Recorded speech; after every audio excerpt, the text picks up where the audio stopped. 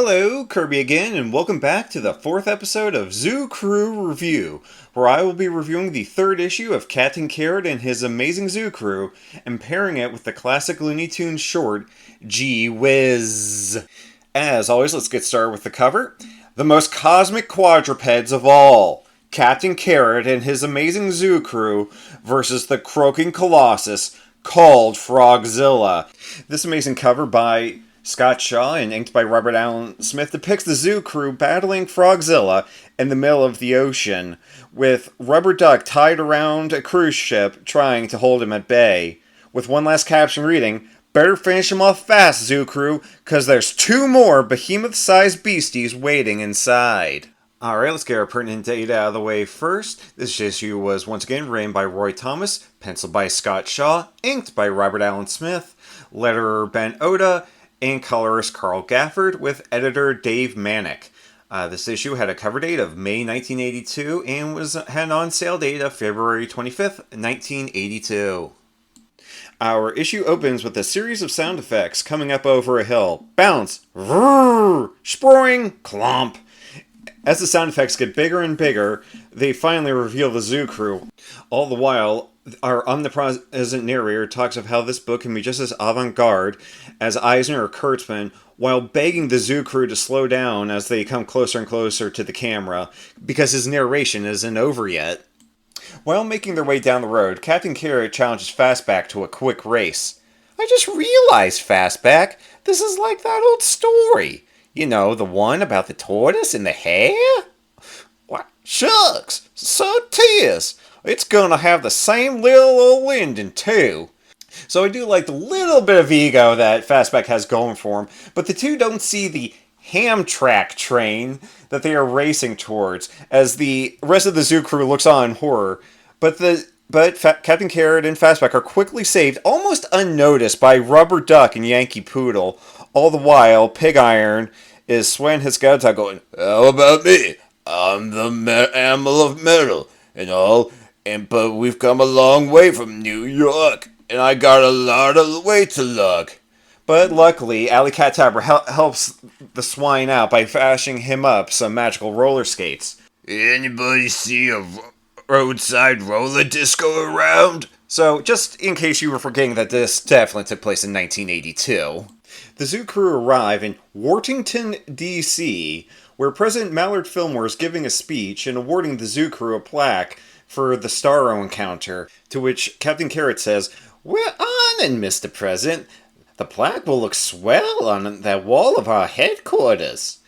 In Rubber Duck's reply, "If we ever get a headquarters, so, well, let's put a pin in that for, I think, the next issue or two."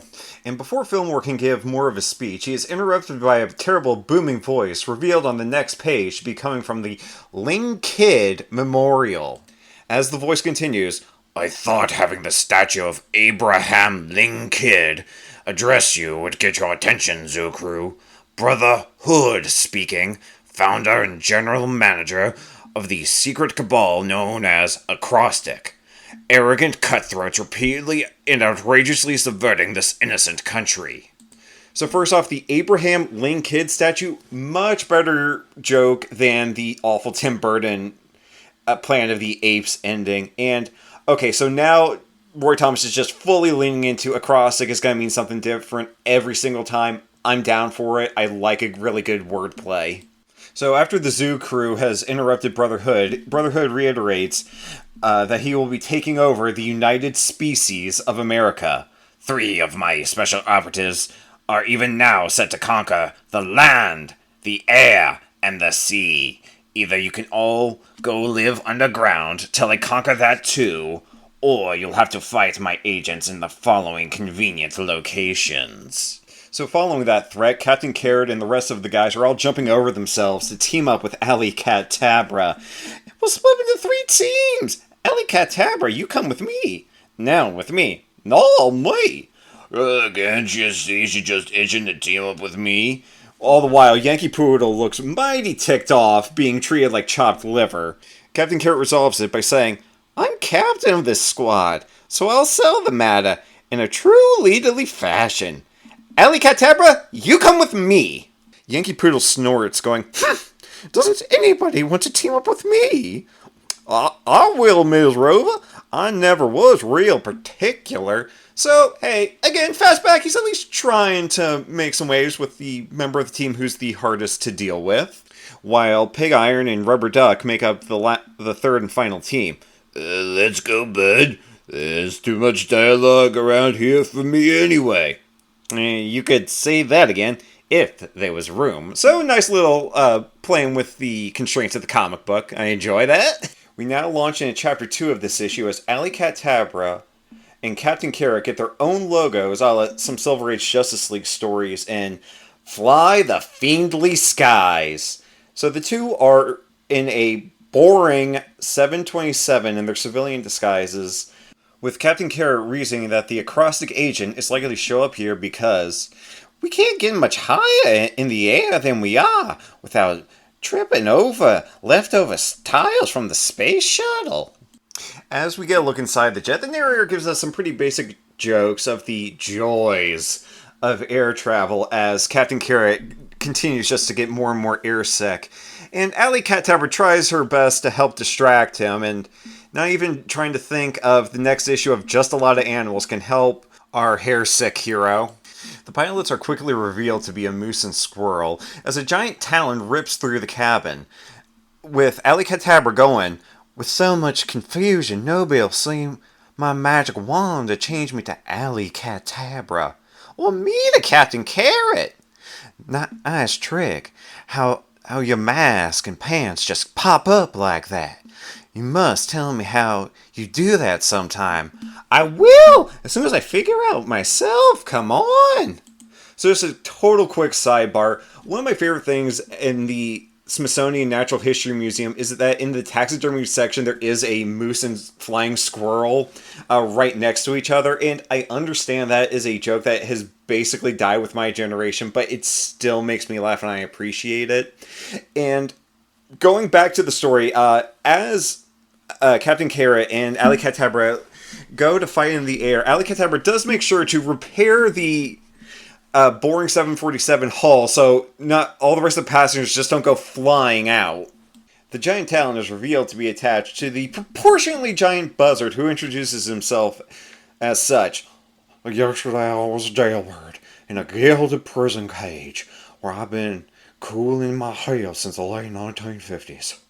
Brotherhood busted me out, souped me in a special formula that turned me overnight into a power giant he calls a Jailhouse Rock." Which, Jailhouse Rock, ROC, easily the best pun of the entire issue. So Captain Carrot first tries to read Jailhouse Rock, his Mirandir rights, but Rock interrupts him, saying, "Brotherhood is giving out cash bonuses for any of you Zoo Crew clowns, dead or alive. He'll shell out more bread if you're alive. But what the hey, I'm not greedy." So I really do like that in this comic, that they are not pulling any punches, and that Jailhouse Rock is, for all intents and purposes, a very legitimate threat to Captain Carrot and Alley Catabra. So the two heroes move in to try and stop him, but Alley Catabra quickly gets caught in his talons, dropping her magic wanda. Captain Carrot quickly catches the magic wand, and then dropkicks Jailhouse Rock, saying, "I'll peg the pin feathers on this beaknick." And, huh? Now he's got me talking that leftover 50s jive talk. But he does free Alley Catabra, and now the two heroes back in action, put an end to this foul fiend, with Captain Carrot going, "Check! I'll play a rock tune on his head. Well, I'll materialize a ton or two of salt on his tail." So, Jailhouse Rock got assaulted. But regardless, the two heroes' plan does work, and Jailhouse Rock comes plunging to the ground, knocked out, as Alley Catabra puts him in a gilded cage for either the police or the Air Force. And Captain Carrot, ending the scene, goes, "I gotta say, Felina, it's been a blast teaming up with you." "Same here, CC. Guess we better get back, though." "Say no more.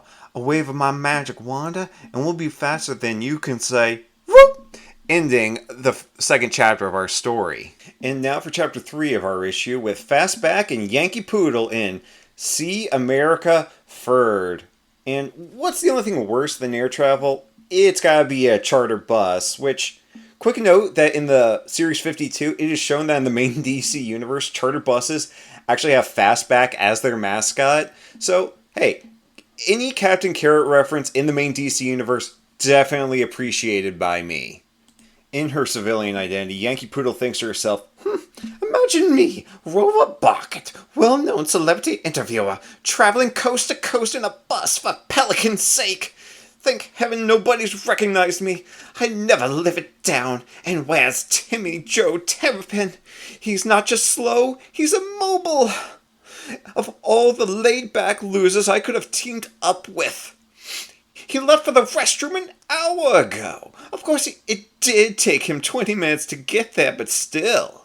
And as Fastback pops his head out of the bathroom, he thinks to himself, sure is a great idea, this restroom thing. We don't have nothing like this back in the okie dokie swamp where I growed up. Okay, seriously, just how backwoods did Fastback grow up? I mean, it is still 1982. Fastback calls out, hi, Miss Rover. What did you call me? Rover is your first name, ain't it, Miss Barkett? Shucks, y'all gotta see that little old room back there. It's got... I told you to never call me by name in public. You hayseed on the half-shell. What if somebody heard? Well, the rest of the passengers didn't hear Fastback, but they definitely heard her, and her comeuppance is her getting pelted with a bunch of celebrity questions, including, is Robert Red Fox really 5'6"? Was Elvis really on drugs? What's Sally Fieldmouse really like? When's the next Star Wars movie coming out? So, again, we're really dealing with some very 1982 celebrities and references here. I'm totally fine with it, but Rover Barkett has had enough and demands to be let off the bus immediately, and now causing her and Fastback to now to be hitchhiking in the middle of nowhere. But Fastback takes it in stride, going, just like in the movies, huh, Ms. Rover? You know, it happened all night with Stork Gable and Claudia Colbert? So, okay, again, that's a very Looney Tunes reference. It happened one night, just being where a lot of the Bugs Bunny mannerisms came from, so, props there. After finally being picked up by a pickup, the two heroes then spot the next colossal fiend, with Fastback going, now we know why we ain't seen much traffic going the other way. As the next acrostic agent introduces himself, holding up the bus that the two were just on, with a pile of cars behind him, replying to Fastback, and you won't see any from here on. Compliments of kangaroo. Alright, inside there, this is the mammoth marsupial speaking to you. You're all going on the trash heap as my blinking hostages, till your blinking president surrenders to a cross stick. I apologize to every Australian listener because I know that was a terrible accent, and let's just move on. So the pickup driver just hightails it out of there, making for the Canadian border, as Rover changes into Yankee Poodle behind a cactus, and Fastback changes his shell. Yankee Poodle launches the attack with a starburst, saying, just a home demonstration of animal magnetism, Hopalong, courtesy of Yankee Poodle.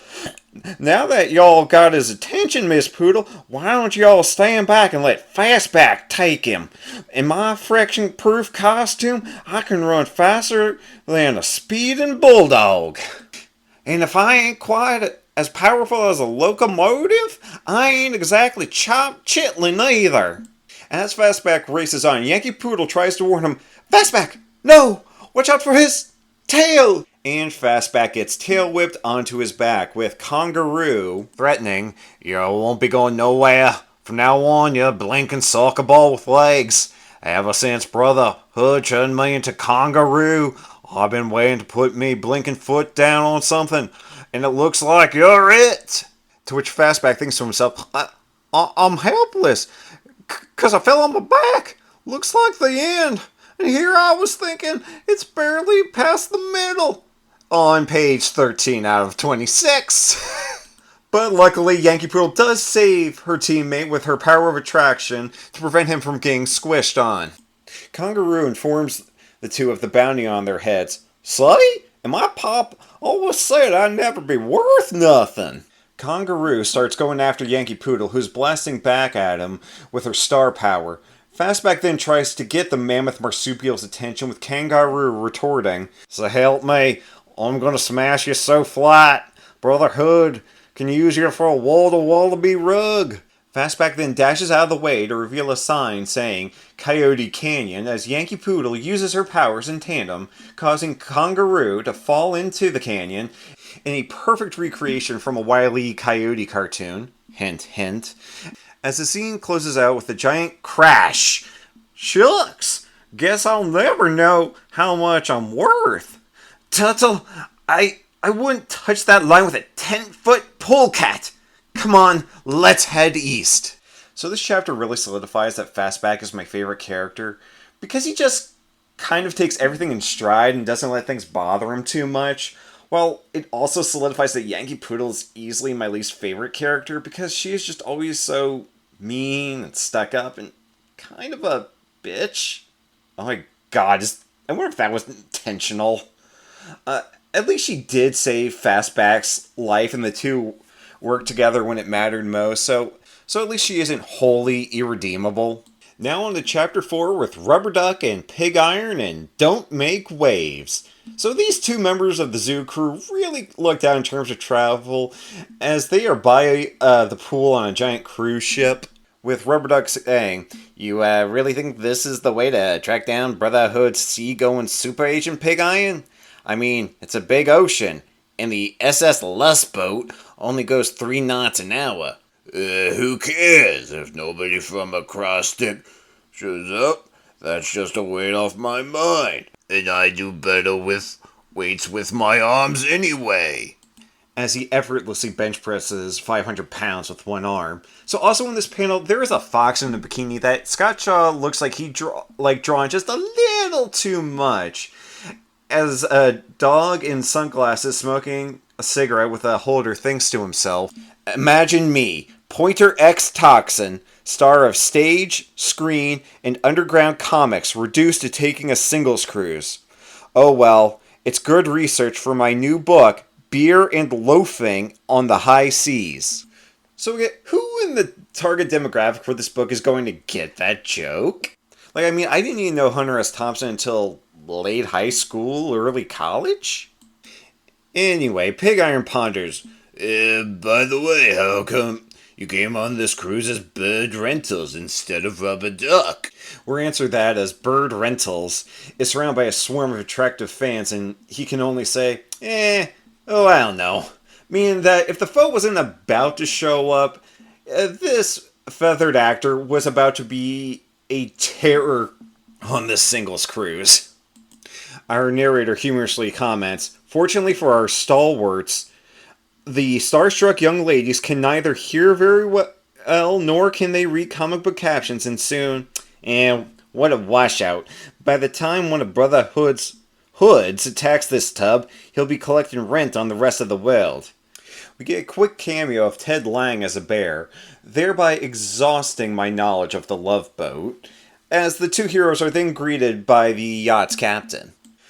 Yoo-hoo, Bird Rentals, world-famous movie star type person? I'm Captain Dunbar Dodo, and I was wondering if you'd mind taking part in our show tonight. We don't have any police cars you can wreck, but we'll let you sink one of the lifeboats. Okay, yeah, that's really gonna pass scrutiny there, Captain. Bird Reynolds replies, shit, Captain, but why don't you ask my casual acquaintance Pig Iron here, too? So I guess he's trying to keep up some semblance of a secret identity? Probably at least until he can get a book deal going. Dodo replies, I would, but I'm afraid I've never quite heard of them. You know, for an extinct species, you sure know how to hurt a guy, and, now what? So as Dunbar Dodo gets yanked up by a giant frog's tongue, I've got to mention, I think dodos were hunted to extinction in the real world, leading to some unintentional, horrifying implications for Earthsea's history. And as our narrator begins on the next page, and where a giant frog's tongue comes, can a giant frog be far behind? Not to mention more priceless parallelism besides. Or hadn't you noticed now all three of our bad guy behemoths popped up at exactly the same point in every chapter? And honestly, I think the structure of this issue and all of its individual chapters is a major plus factor. Now our colossal croaker states, Dunbar Dodo, for years you foiled me at every turn, but now, thanks to acrostic, I shall have my revenge as Frogzilla. And he is shown to be easily twice the size of the yacht. So as the cruise goers rightfully panic, Burt Reynolds ducks into a nearby vent to change into his rubber duck outfit. As he pops out, he asks, "Is the deck tilting like crazy all of a sudden?" No, I'm just playing baseball, and I'm sliding into home plate. Of course I'm tilting, beat brain, and I could use some help. Hog overboard! As Pig Iron starts sinking into the ocean, Rubber Duck immediately leaps in to save him, thinking, he must not be 99% pure. Well, who is these days? After bringing Pig Iron back to the surface and surrounding him like a life preserver, Rubber Duck goes, glad you didn't wind up as a paperweight in Davy Lone Shark's lockup, Pig Iron. Now how about it? You up to tackling that overgrown tadpole with me? In twice on Sunday with me, buddy. I'll knock him clear to Calaveras County. But Frogzilla doesn't care about the two heroes, saying that it really is only Dunbar Dodo that he's truly after. You keep saying that, but why? I never saw you before in my whole life. Honest, I'd have remembered. Pig Iron and Rubber Duck try to distract Frogzilla from crushing Dunbar Dodo, with the latter retorting, Hey, Frogzilla, I hear even your mother's warts have warts. That tears it. I'll squash you two so flat I could use you for a lily pad. There! Pancake City. Scrunched them so bad I can't even see them. However, Pig Iron yells, Wrong again, Medfly Breath. You missed us. You couldn't even find your own behind with both hands and a compass. No? Well, I won't miss this time, Pig. And neither will we. Hopefully. Ready, Pig Iron? Ready, Stretch Pants. So Pig Iron is using Rubber Duck like a giant slingshot, just like Goat Goliath, knocking out the Titanic Toad. After being conked out, Frogzilla is returned to his original form, revealing it to be J. Fenimore Frog, who originally appeared with Dunbar Dodo in Funny Stuff number 18 from February 1947, created by Woody Gelman and Otto Fuhr. So this is the first and only place I have ever read these characters, and I would love if DC would reprint a lot of these Golden Age funny animal books. So, DC, just another hint that I'm giving you. The scene closes out with J. Fenimore Frog lamenting, I never once got a chance to get the best of you in the old days, but Brotherhood gave me a chance to get even. And you lost again. Yeah, but well, I'll get out on parole. We smash cut to our final chapter, Terror on the Potomac, as President Mallard Fillmore is pacing around in the Oval Egg office, wondering if the Zoo Crew don't make it back, if he will have to surrender the country to his vice president. His fears are quickly waylaid as the Zoo Crew burst in all at once, and the trio of duos quickly recount their adventures. But the VP quickly draws all of their attention outside as Rubber Duck summarizes succinctly, it's the statue from the Lincoln Memorial, and it's walking! Where's John Whale's tooth when you need him? Alley Cat Tabra magics the team outside, with Captain Carrot asking the marble Goat Emancipator, What's on your murderous mind, Brotherhood? If it's you we're talking to again. You know it is, Carrot. This is the second time you foul-ups have ruined my best laid plans, or the fourth, depending on how you're counting. And if I live to be 70, it's going to be the last. As he tries to smash the Zoo Crew with one mighty fist. You don't scare us, Hood. Well, maybe just a little, as the Lincoln Memorial is now about to step on the Zoo Crew. And as the giant hoof comes down to squash the Zoo Crew, Pig Iron stands ready to catch it as the others run. Our narrator sneaking in, saying, we finally get a chance to sneak in the title of this issue's story, to wit, and now acrostic, as the credits for the issue are finally printed on page 23 out of a 26-page comic. This might be the latest that I've seen the credits in an issue, barring it being on the final page, which I see fairly often. But as Pig Iron holds the statue at bay, Captain Carrot states, "Yahoo! You did it, Pig Iron! Though I'm still not sure that means you're stronger than I am. But that's not the point right now, is it? The point is, go get 'em, Zoo Crew!" So, even in his great leadership moment, Captain Carrot still displays a little bit of insecurity there. And we are treated to a really nice action panel as the team works together effortlessly without any foul-ups that we've seen in past issues.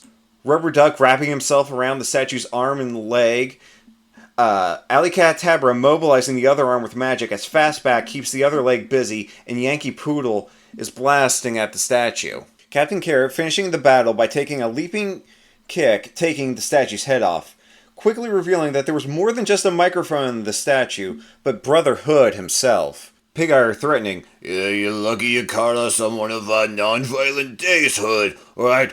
President Fillmore interjecting, "Wait! I know that voice! I know that voice!" "Sure you do. It was mine." No, I mean him! Brother Hood!"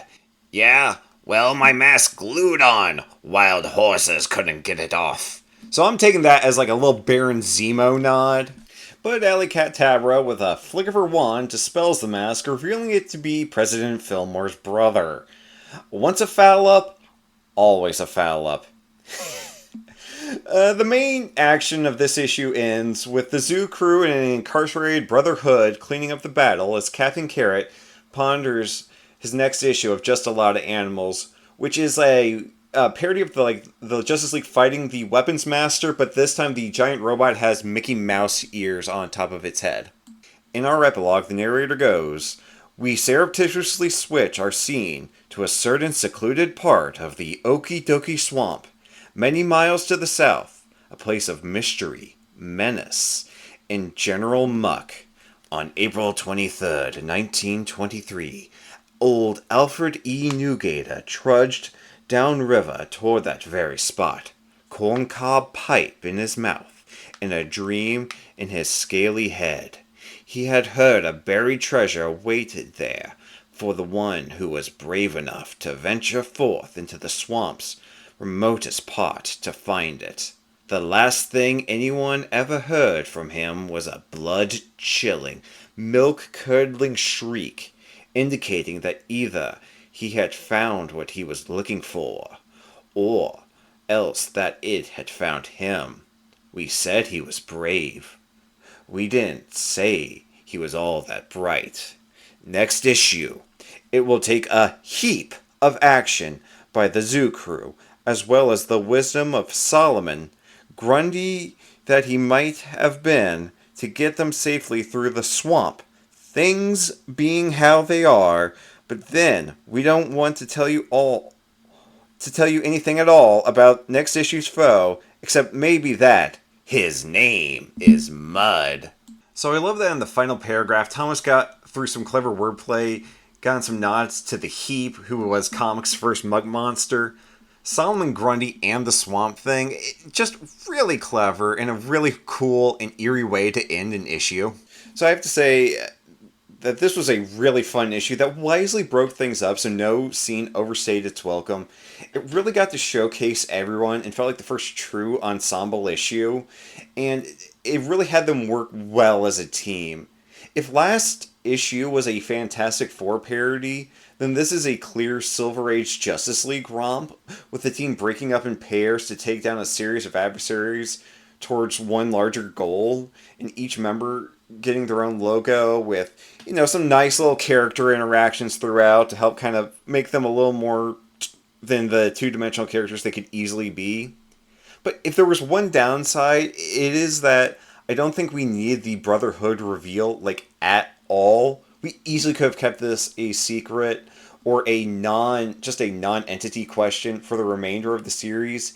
And him being President Fillmore's brother just felt kind of weak and a little too packed for me. But on the whole, the jokes still worked for this issue. It was really tightly written. with Scott Shaw just continuing to knock it out of the dog park. So I think this issue was even better than last issue, and I really liked last issue. Now let's move on to our Looney Tune pairing.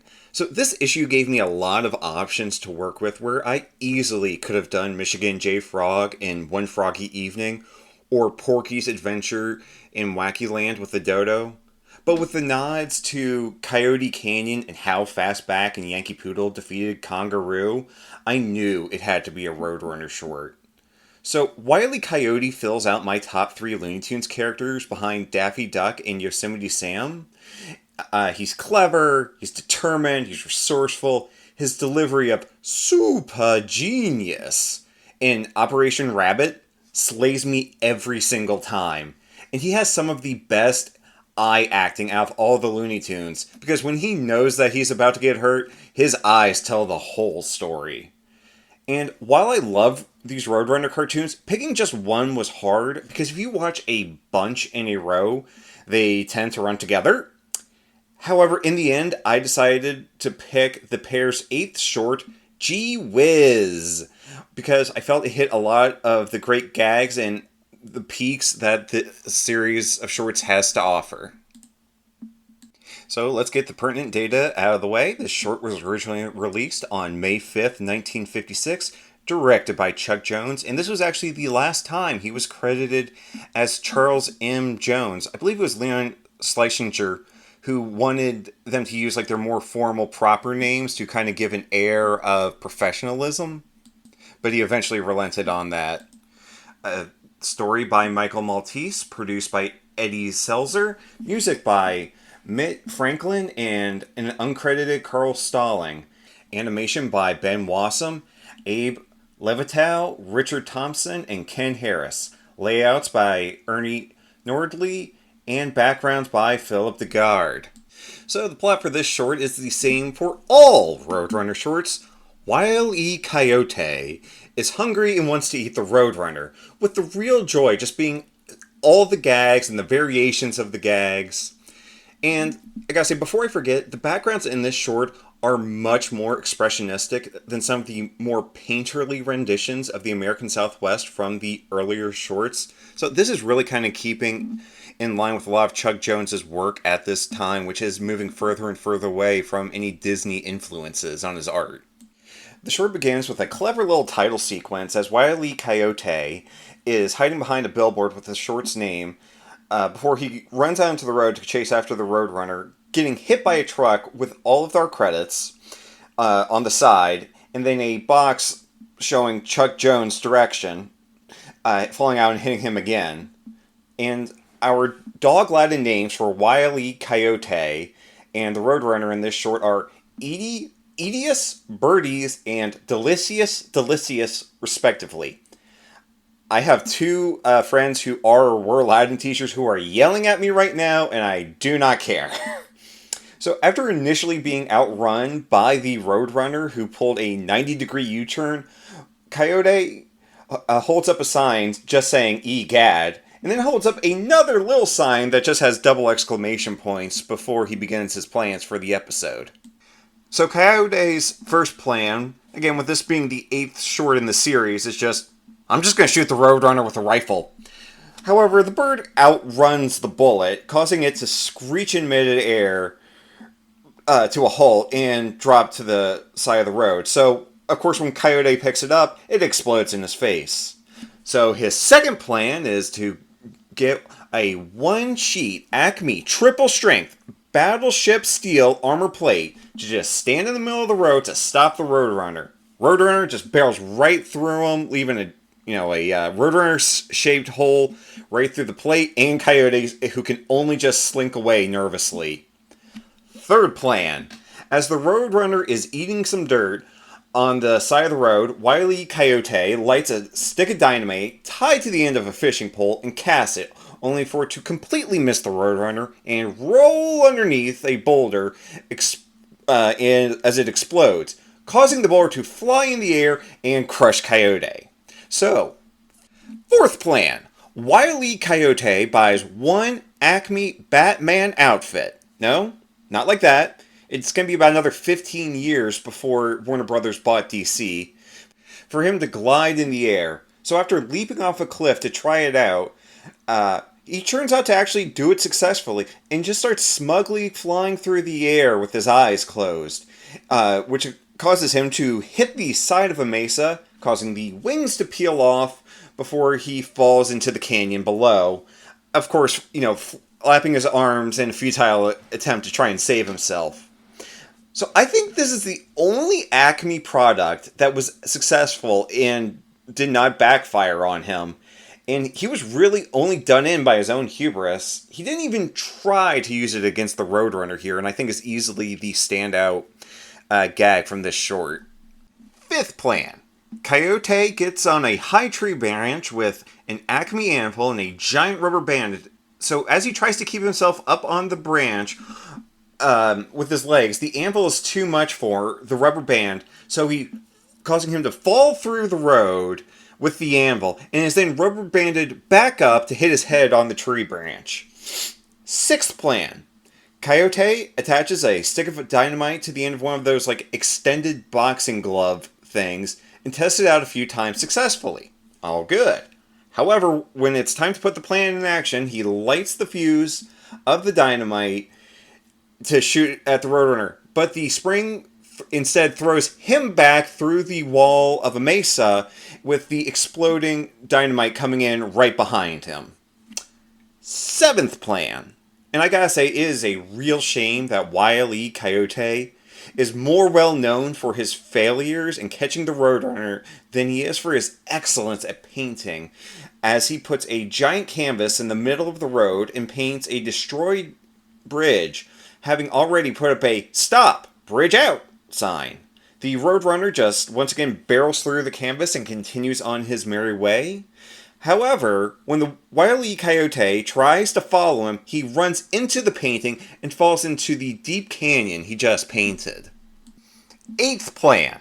Coyote is going to blow up an actual bridge with some TNT, which of course does not go off when he pushes down on the plunger, as the Roadrunner goes right on by, and he starts jumping on the plunger, smashing it, before going back to the bridge to see what's up, where it of course explodes on him. Final plan. Coyote makes a makeshift jet bike, which I swear I remember being the basis for a video game in the late 90s or early aughts. And so he gets really close to catching the Roadrunner, but whom once again pulls off a 90-degree U-turn, and Coyote goes right through the bird's smoke. So, noticing that he missed the Roadrunner, Wile E Coyote switches off the motor, waiting to reach the other cliff that he sees coming. However, the Roadrunner arrives on the other cliff that he's approaching and points down to Coyote, who makes the cartoon cardinal sin of looking down, having avoided the harsh mistress of gravity beforehand. You never do it. You never look down. I remember that distinctly from a Tiny Toons short where that was key to the plot. So, our short ends with Wile E Coyote falling and holding up a sign asking, "How about ending this cartoon before I hit?" And as we iris out, he holds up one final sign saying, "Thank you." So just on the whole, this is a really tightly paced short. No gag overstates its welcome, and if one doesn't work for you, the next gag is just right around the corner. It is just Chuck Jones at the top of his game, and if you find it and watch it, you're just gonna have a good time. So, thank you all for listening, and I got nothing left to say, but that's all, folks!